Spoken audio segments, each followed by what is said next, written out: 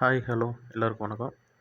நம்ம எக்ஸலில் பார்த்தீங்கன்னா ஹெட்டிங்கை அடுத்தடுத்த பேஜுக்கு ஈஸியாக எடுத்துகிட்டு வர முடியும். ஆனால் வேர்டில் இதே ஹெட்டிங்கை அடுத்த பேஜுக்கு எடுத்துகிட்டு வரணுன்னா கொஞ்சம் ரிஸ்க்காக இருக்கும்.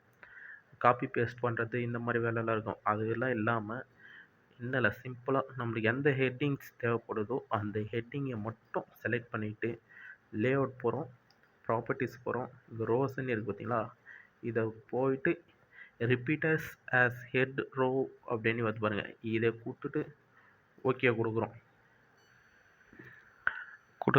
ஓகே கொடுத்துட்டு கீழே அப்படியே ஸ்க்ரோல் பண்ணிங்கன்னா அதே ஹெட்டிங்ஸு அடுத்தடுத்த பேஜுக்கு வந்துடும்.